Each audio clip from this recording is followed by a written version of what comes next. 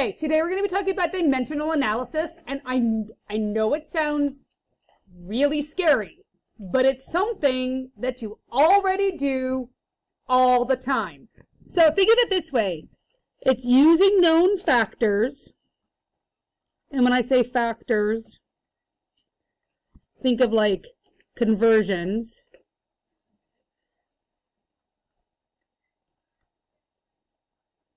To go from one unit to another.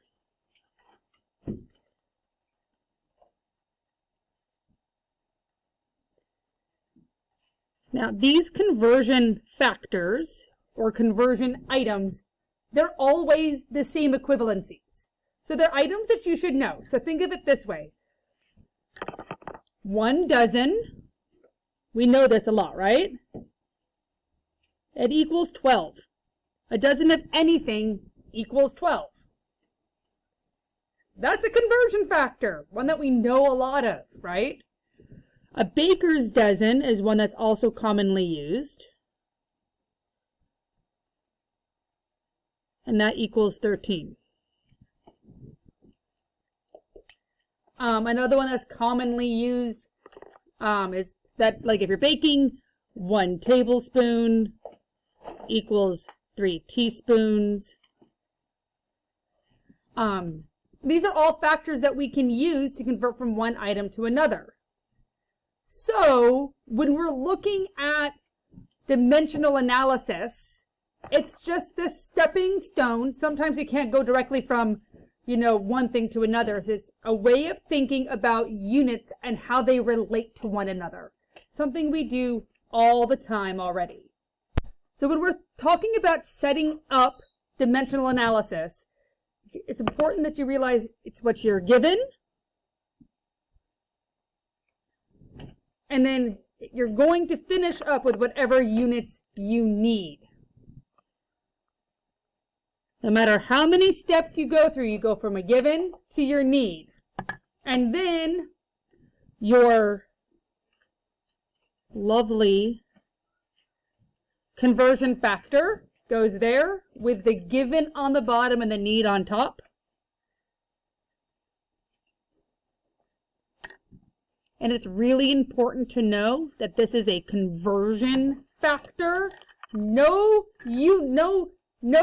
actual given should go in there. This is a conversion factor. So, for example, if I said I have 12 dozen, how many does that actually mean? You would put your 12 dozen over here. You were given 12 dozen. For every 1 dozen, you have 12 items. Does that make sense? So this is your conversion factor. You're trying to convert something into something else. It'll make perfect sense when I start actually using real units. The given to the need is just the setup, okay? I'll do that next. Okay, discussing dimensional analysis. It's so much easier if I'm using real problems, because then you can kind of get the idea of what I'm actually talking about. And the number one barrier that a lot of students have to dimensional analysis is simply reading the question. Like, they see all of these numbers in the question and their brain like stops. So I always use highlighters. So you can use highlighters, you can underline. So I always choose highlighters. So there's 2 pieces of information you should always highlight. And you can choose whatever colors. I'm going to use yellow for my given and orange for what I'm looking for, okay? So a scientist has 9 times 10 to the 10th centimeters cubed. We have that. If you have something, you're given something. Sometimes it's not this clear cut, but this one was very clear cut. How many kiloliters? How many? How many means need. So we need kiloliters.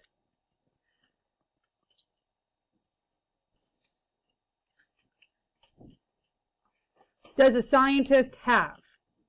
Then we were given a hint. This hint, and sometimes it's not as clear as hint, sometimes it is use this conversion factor. Sometimes you're not given a conversion factor, but in this one, we were given a conversion factor of 1 centimeters cubed equals 1 milliliter. That's also a really important piece of information. Usually, if you're given a conversion factor, it's something that you're going to need to get to where you need to go. So the first thing I do always is to write down, like, above the problem, my stuff, because that way I don't have to keep referencing the problem. So we were given centimeters cubed, 9 times 10 to the 10 centimeters cubed. We need the unit of kilometers, or kiloliters, I'm sorry, I don't know why I keep saying kilometers. And we were also given an important piece of information. We were given a conversion factor.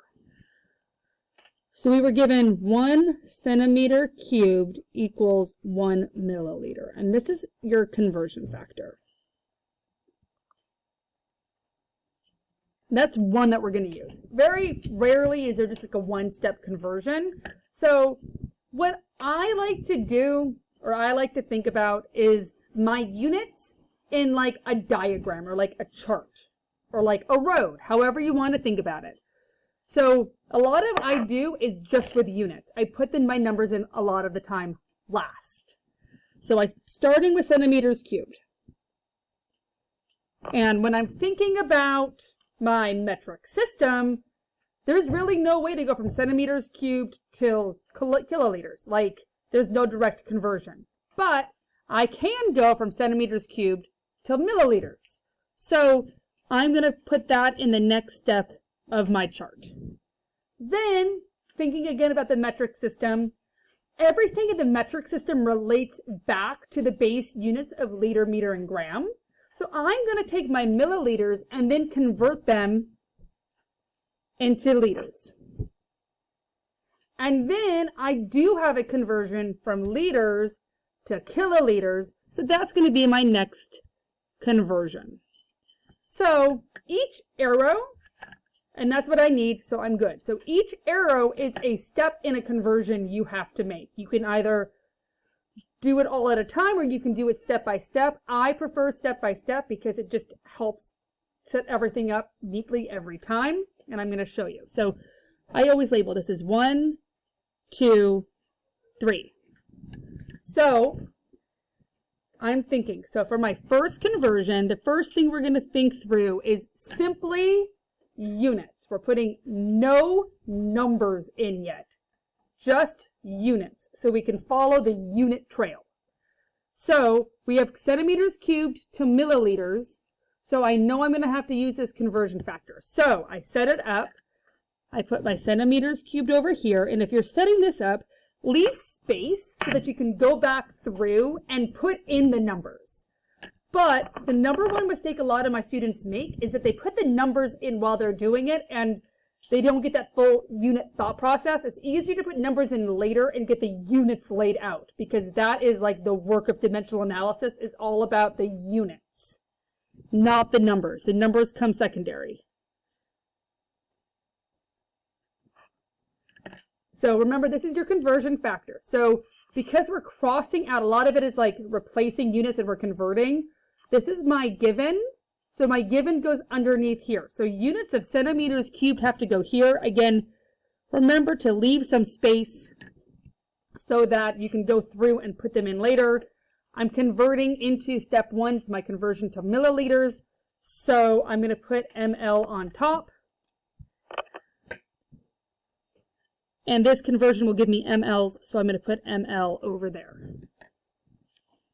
Then I'm going to set up my next conversion, because you're going to set up the whole set of conversions first, and I'll show you that's okay. Then I'm starting with milliliters, so this number would come down here, so I put mLs here.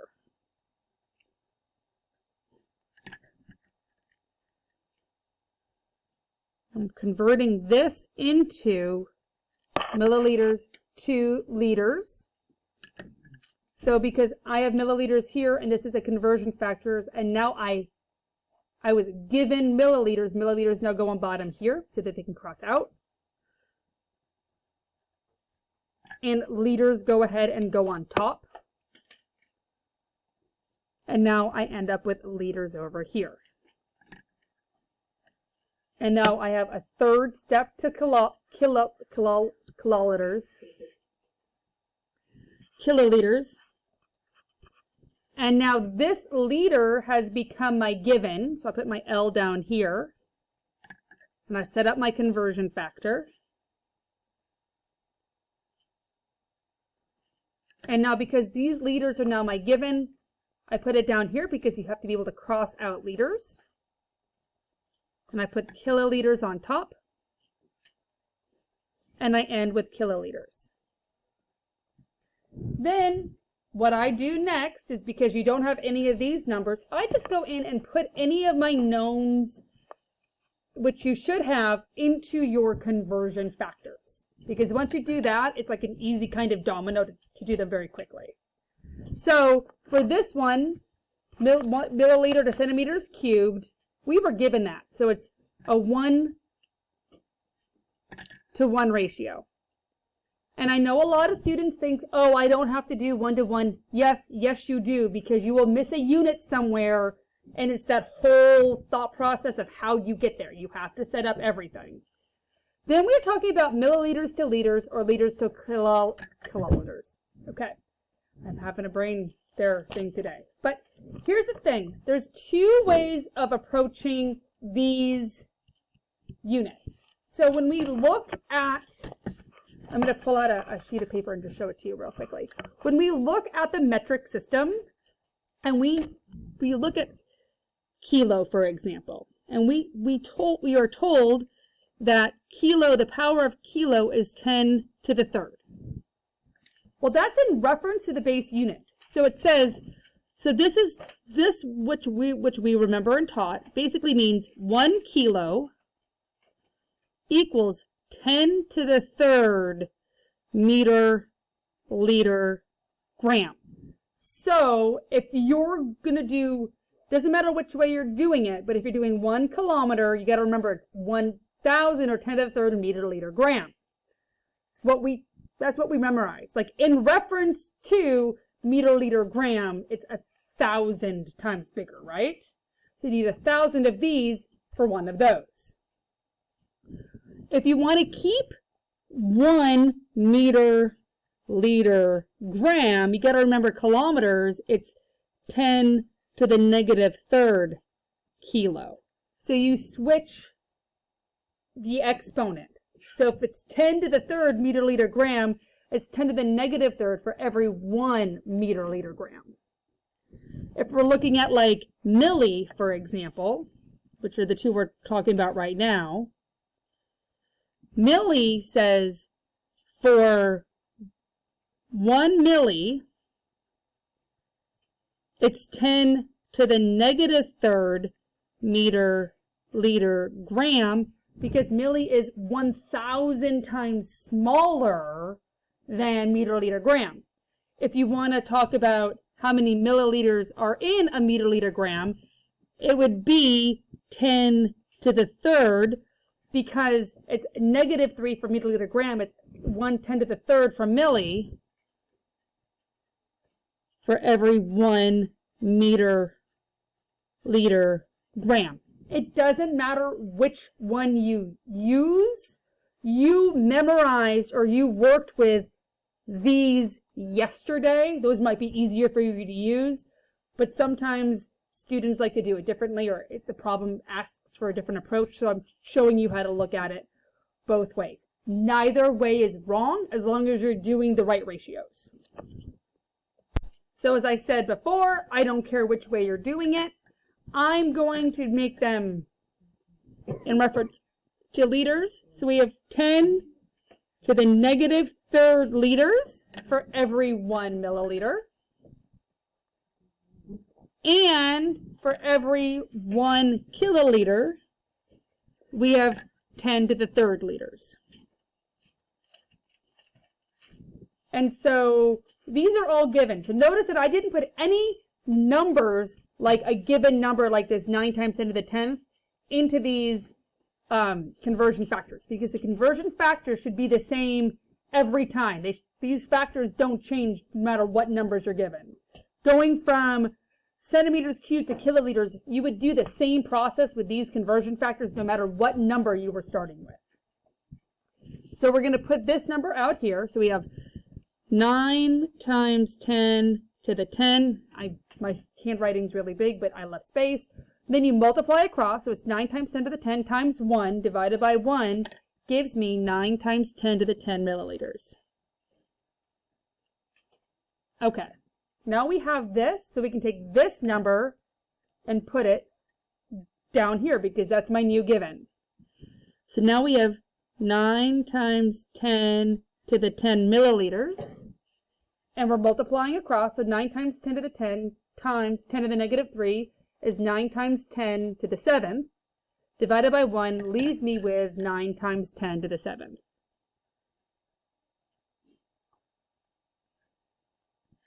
Now this 9 times 10 to the 7th becomes my new given. So now I put the 9 times 10 to the 7th down here, and I multiply across.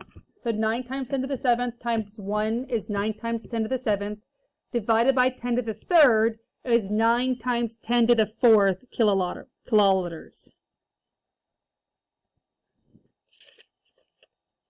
Okay, let's do another example. How many days in 9 years? So how many? That's what we need.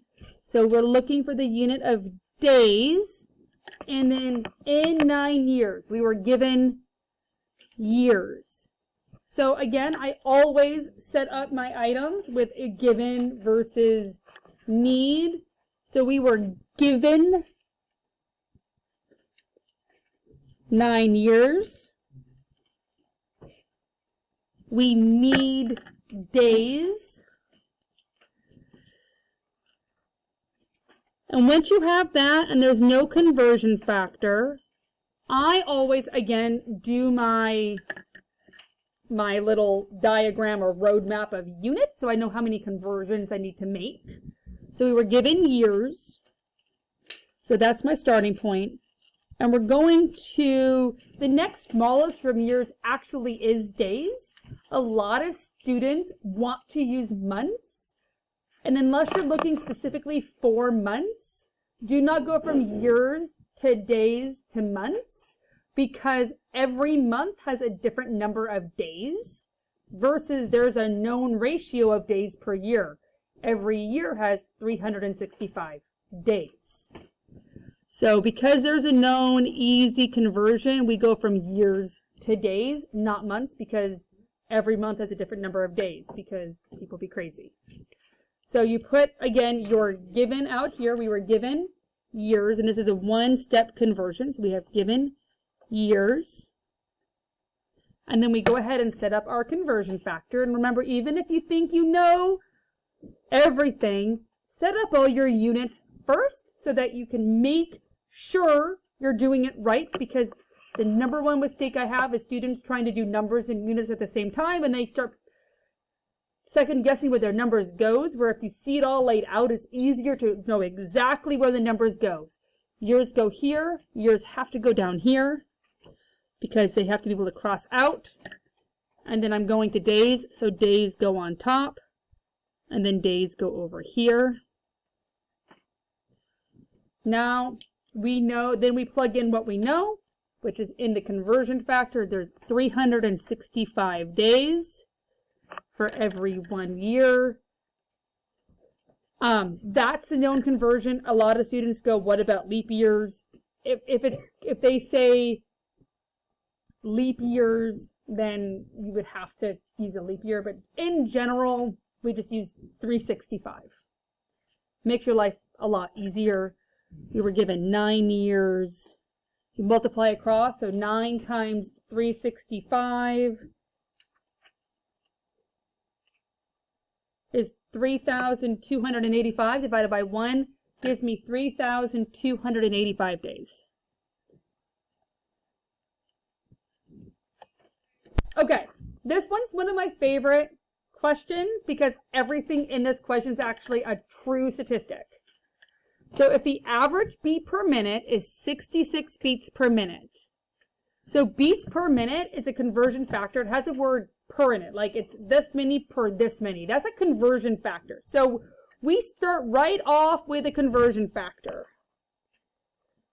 So we have 66 beats per minute is our conversion factor. And the average lifespan is 79 years. So we were given a number of 79 years is our given. When there's ever a really specific number like that, assume that's your given. How many heartbeats will an average person have in their lifetime? We're looking for the unit of heartbeats or beats. So this one's going to be one of those where you really have to think yourself through the units. So the first thing that we always do is given, need, conversion factors. So we were given 79 years.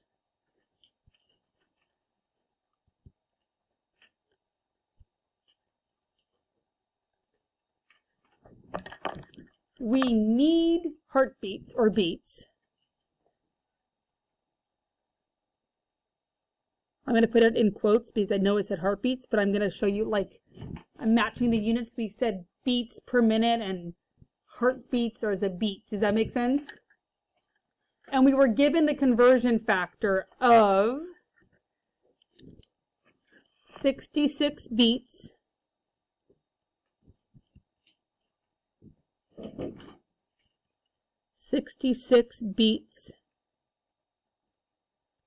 per 1 minute. Now we have to do the mapping of the conversions. So we're starting with years.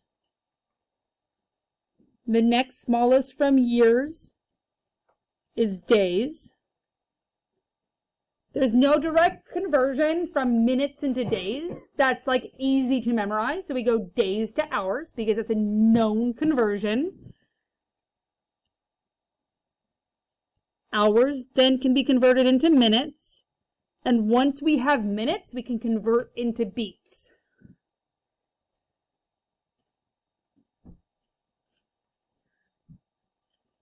Moving forward, you number your conversions. We have 1 from years to days, 2 from days to hours, 3 from hours to minutes, and then a 4th from minutes to beats. Now, I just don't have quite enough room on this paper to do them, so I'm going to kind of do that, and then I'm going to pull out another sheet of paper so that I can show it to you all in one setting. So remember, the first thing we do is we are converting from years to days, and we're just doing our units. So I'm going to number our first conversion over here. We're given years, so we start with years over here. Sometimes it's a lot easier to do on a lined sheet of paper because it gives you the lines right there. We're setting up our conversion factor. And then we're going to go ahead and set that up. So we are given years, so years have to go on bottom so they cancel out. Remember to leave space, unlike I did right here.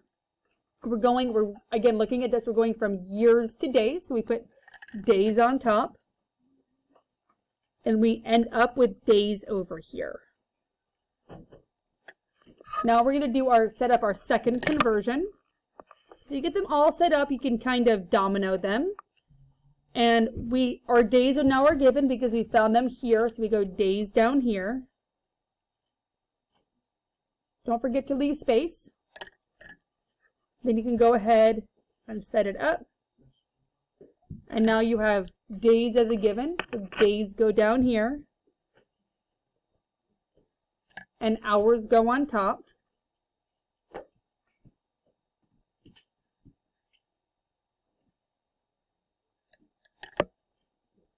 And you end up with hours.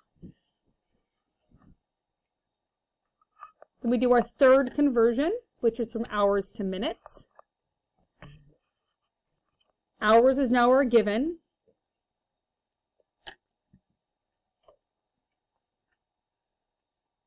Set up your conversion factor. Hours goes below.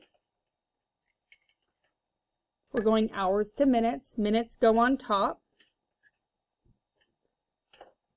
And now we have minutes over here. Now that we're at minutes, we can go to beats. So we take our minutes down here because our minutes are now our given. I'm going to scoot this up a little bit. Our minutes are now our given. And I can go ahead and set up my conversion factor. My minutes go down here because they need to be able to cancel out. My beats go on top because that's what we're finding now. And we look for beats over here. So now I go through and I fill in all of my conversion factors before I fill in anything else. So we have 365 days for every 1 year. For every 1 day, we have 24 hours. We have 60 minutes for every 1 hour. And this one was when we were given. It's 66 beats for every 1 minute. So you fill in all your conversion factors. That's like the easy part. And then you do your math. So we were started with 79 years. Sorry, I have to put it below because, well, I forgot to leave space. And remember, you multiply across and divide down. So we have 79 times 365, which gives us 28,835 days. Now this 28,835 days becomes my next given.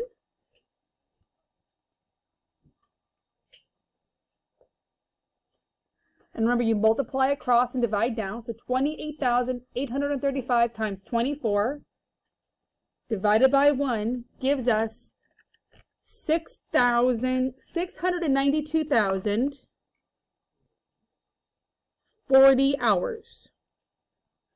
This 692,040 hours becomes our next given, and we pull it down to 692,040 hours times 60 minutes divided by 1 gives us 41,522,400 minutes.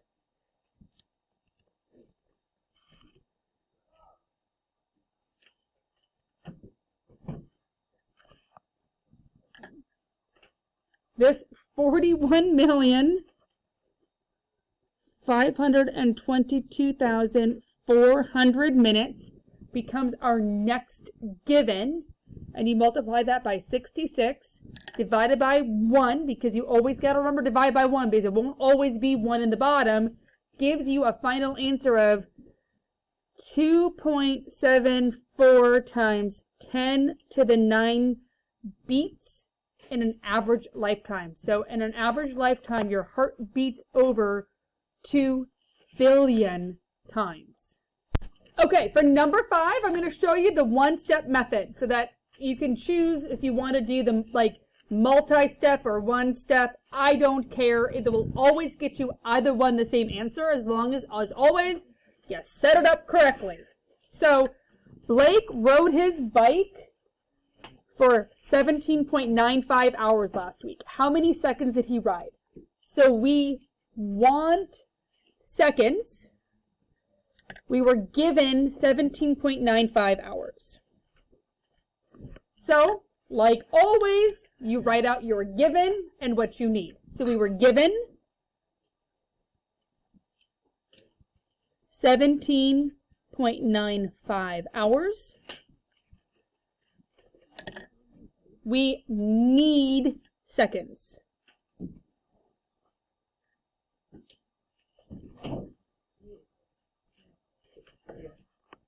Okay, so as always, do your little unit roadmap. We can't go from hours to seconds, so we go from hours to minutes to seconds. So when you're doing the one-step method, the first letter, this first here becomes your given, and you put it to the left like always. Then you set up, you want me to throw a marker at everybody? Then you're going to set up your conversion factors or your conversion ratios. So we have, as always, we number them. We have 1, 2, which means we got to set up 1, 2, right in a row. The top, the unit you're going to next becomes your top unit. So we're going to minutes next, so that goes minutes on top there. And then after minutes, we're going to seconds, and so that goes on top here. And just like always, this unit goes here because the conversion factor, and this unit goes down here. And then you plug in your conversion factors. For every 1 minute, we have 60 seconds. For every 1 hour, we have 60 minutes. And then we were started with 17.95 hours. From here, it's really important that you follow the math, whereas you multiply across and then you divide down. Then you multiply across, whatever number you get here, you multiply across, and then you divide down. No matter how many you go, this is the pattern that you're doing it. So it's 17.95 times 60 divided by 1 times 60 divided by 1 gives me 64,620 seconds.